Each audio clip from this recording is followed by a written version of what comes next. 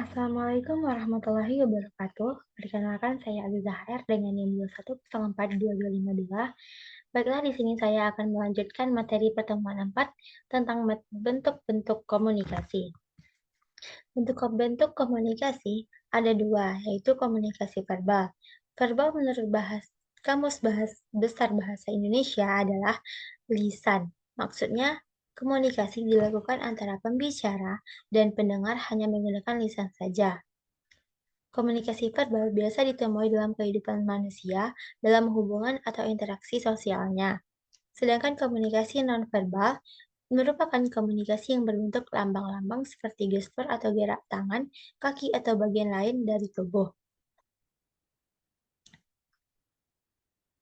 Frank X. Dance dan Carl Ellerson pada tahun 1976 dalam bukunya The Foundation of Human Communication, A Theoretical Approach yang dikutip oleh Sajaja menawarkan satu definisi tentang komunikasi nonverbal sebagai suatu stimulus yang pengertiannya tidak ditentukan oleh makna isi simboliknya. Bentuk-bentuk komunikasi lainnya yaitu komunikasi intrapersonal. Komunikasi intrapersonal merupakan komunikasi intrapribadi yang artinya komunikasi yang dilakukan kepada diri sendiri. Proses komunikasi ini terjadi dimulai dari kegiatan menerima pesan atau informasi, mengolah dan menyimpan juga menghasilkan kembali. Contohnya yaitu berdoa, bersyukur, tafakur, berimajinasi secara kreatif, dan lain sebagainya. Selanjutnya yaitu ada komunikasi interpersonal. Komunikasi interpersonal adalah komunikasi antar pribadi. Komunikasi ini juga diartikan sebagai proses pertukaran makna dari orang yang saling berkomunikasi antara satu individu dengan individu lainnya. Suatu komunikasi interpersonal dapat terjadi apabila memenuhi kriteria sebagai berikut. Yang pertama yaitu melibatkan perilaku verbal dan non-verbal. Yang kedua, adanya umpan balik pribadi atau feedback kepada pribadi. Yang ketiga yaitu terjadi hubungan atau interaksi yang berkesinambungan dan bersifat saling persuasi. Selanjutnya yaitu ada komunikasi kelompok. Nah, di sini komunikasi kelompok dapat diartikan sebagai tatap muka dari 3 atau lebih individu guna memperoleh maksud dan tujuan yang dikehendaki, seperti informasi, pemeliharaan diri, atau pemecahan masalah. Komunikasi kelompok merupakan komunikasi yang dilakukan oleh beberapa orang lain atau sekelompok orang. Contohnya yaitu pada saat kuliah, rapat, briefing, seminar, workshop, dan lain sebagainya.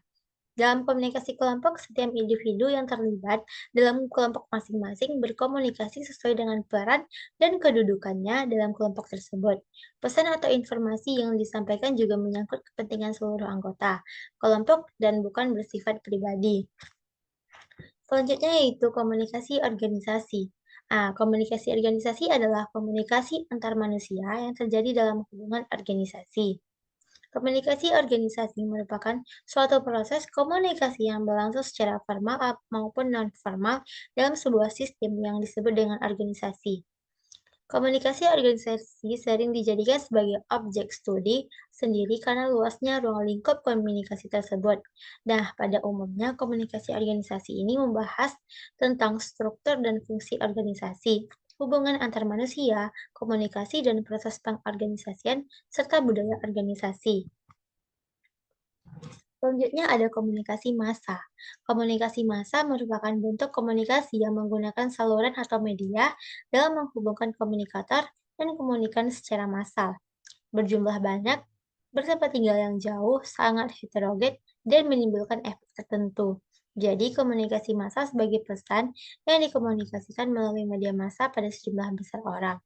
Ciri-cirinya sudah disampaikan pada yang di atas.